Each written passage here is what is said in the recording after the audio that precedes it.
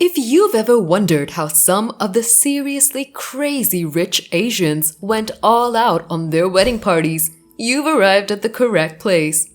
You've probably heard of Crazy Rich Asians, the novel and subsequent film that wonderfully captures Singapore's elite's drama, riches, and style. The movie also includes a wedding scene termed as the Royal Wedding of Asia. Watch the video until the end, but before that, subscribe to the channel. The amount of wealth in Kevin Kwan's most okay book, Crazy Rich Asians, is thought by design, as seen from the broad glances of the protagonist Rachel Chu, played by Constance Wu, who travels to Singapore with her boyfriend Nick, played by Henry Golding, for the marriage ceremony of his closest buddy, only to learn that his family is one of the richest and most powerful in the country. And while the much-anticipated movie version has Rachel being taken around Singapore on a quick tour of the affluent lifestyle, the wedding of the year, the central event of the narrative, is the scene that best captures the title. The marriage in the movie is set to cost $40 million, indicating that the outcome will be showy or perhaps even tacky. Coates and his colleagues took precautions to avoid that pitfall. One characteristic of Singapore's traditional culture is that people there don't flaunt their money. We don't wish this to become tacky since discussing your cash and being ostentatious about it are both offensives. Not tacky at all. When you enter the set, it takes time to realize what you see, a great fusion of architecture and nature that resembles a little nature preserved within the arch of an old chapel. This makes entering the set a fantastic experience.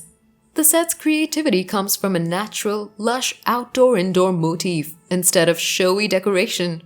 Palm leaves, orchids, and maidenhair ferns border the walls and the aisle to create a meandering route through which the guests and eventually the bride move during the ceremony. The creativity level. Director John Chu and I chose to have the guests sitting among plants to create a feeling of participation in the event. Coates explains, "We designed 3 degrees of freedom green velvet seats so that no one is seated in rows. They are presented in and around the grasses. As a result, the area has a tangible, electrifying sense of life, except for the 3-foot-tall grass which would fade under the lights over days of filming. All of the flora is real." The bride's grand entrance. Here is how they accomplished it all for you. Even while the location is breathtaking in and of itself, it's only used in the movie as a backdrop for the bride's arrival. Breathlessly, Coates explains how water floods in front of fashionable Araminta, played by Sonoya Mizuno, so that she's practically walking on water. Each visitor will start to see one of the wire-twisted butterflies or fireflies that are mounted on a handmade meter-long stick emerge from the grass. Everything is done to produce this significant conflict. Kina Grani singing. Kina Granis, a well-known YouTube celebrity, delivers a stunning cover of Elvis Presley's "Can't Help Falling in Love" for the bridal ceremony music. It's straightforward and timeless, providing the ideal counterpart to the ceremony's flash and glamour. The wedding dress of Araminta. The embroidery on Araminta's jaw-dropping gown was completed over 4 months by a place of work of 30 ladies who worked there full-time. It was a tight-fitting bodysuit with a massively layered skirt and an ornate train. The actress who portrayed Araminta, Sonoya, was a former ballerina, and the clothing was modeled after ballerinas in Swan Lake and displayed her dancers' legs. Mizuno's training as a dancer inspired the unique outfit that Mary Walk created. Walk recalls, "I didn't want her to wear a dress that was this enormous awkward garment, disguising this wonderful dancer's physique. We have to show them," I thought as I stared at her because she had the most beautiful legs I had ever seen. The answer is a striking outfit, part wedding gown, part catsuit, and wholly Araminta. This is what makes this movie so fantastic, claims Mizuno. It's genuinely highlighting what makes it unique. Okay, so in case you're thinking why I'm talking about the main thing, the wedding dress in the end, so you might be surprised to know a few secrets behind this dress. The Crazy Rich Asians teaser lasts 10 seconds before it becomes evident that the movie lives up to its moniker. We may thank fashion designer Mary Vaught for the characters' opulent wardrobe selections and their super expensive luxury automobiles aircraft, and houses. Even though Watt was entrusted with creating this whole crazy rich fashion universe, the majestic wedding scene is what everyone remembers. However, you might be shocked that everything was not as simple as a visit to Bergdorf's with a free credit card, a la Blair Waldorf. Watt admitted that the outfits had a low budget, which may have been used to trick us. It's not even a wedding gown. You can thank this movie for inventing a wild-style wedding scene without an actual wedding gown. Although it gives a realistic impression, the dress is an optical illusion. In actuality, the joyful bride is dressed in a bodysuit with an attached skirt that resembles a jumpsuit rather than a puffy dress. The skirt goes on top of the jumpsuit, composed of stretch tulle and embellished with gold Swarovski crystals. We connected it to the bodice according to Watt. Swan Lake and ballet influenced the costume. Actress Sonoya Mizuno, who dressed the outfit while playing Araminta Lee, and her expertise in ballet had a massive impact on and influenced Watt. Sonoya could pull off a fun and funny, unusual clothing because she was a dancer, a ballerina, and she's a very entertaining and playful persona.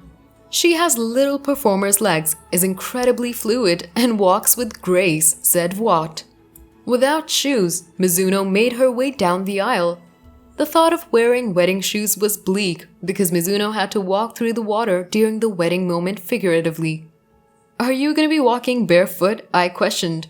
"She couldn't cross the pond in heels because she constantly slipped and fell," explained Watt. "So we fashioned her a bodysuit out of stretch tulle and covered it in lots of Swarovski crystals. It reached her toes, so her feet were covered in knitting and crystals." Security was necessary since everything was so pricey. Because Watt could not afford costume jewelry on their movie budget, even though everything was secured, the jewels still needed extra eyes to monitor burglars. Surprisingly, renting actual jewelry was less expensive. We were unable to purchase this insanely expensive costume jewelry due to our limited funds. We used Picklin, played by Aquafina, with a piece we had made by Marnie. Because genuine jewelers were willing to lend us stuff, we could utilize actual jewelry instead, she spoke. Bulgarian Chopard offered to lend us their jewelry, but they insisted that we provide our security because they couldn't be held accountable. There was a ton of genuine jewels on set, so security was required.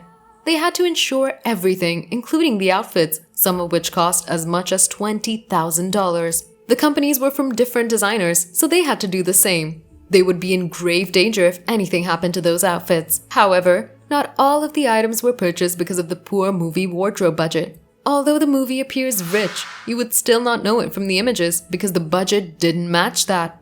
In contrast to the wedding gown, Watt and her crew designed and made themselves. They had to rely on bargain stores and fashion designers who were ready to lend their creations for the movie. As Watt noted, this occasionally worked out as it did with the Marchesa dress and other Ralph Lauren items. But other times, they were unable to obtain the clothing they desired. What is a most significant opportunity that was lost? A Michael Kors bag with fur. One of the girls in New York had a really costly black and white Michael Kors fur coat that we purchased for $300 during a 90% off sale. It was therefore like, yay! It was like, oh my god! Michael Kors produced a backpack to match it out of the same fur. I've never seen anything that awesome in my life, so we got on the phone and asked Michael Kors if we could buy that backpack. They responded no. Watt confirmed while giggling. Watt honestly wouldn't advise wearing the bridal gown. Watt doesn't truly advocate the wedding for others, even though a significant amount of effort went into creating it. Few individuals would be able to wear it. I wouldn't advise anyone to wear that outfit. It's incredibly difficult to wear that dress. She's incredibly tall, Sonoya. Incredibly thin, and she dances like one. Stay away from this clothing unless you're particularly tall, extremely skinny, and have dancer-like movement in my opinion. Consider something more forgiving, said Watt. That was all from our side. Thank you for watching.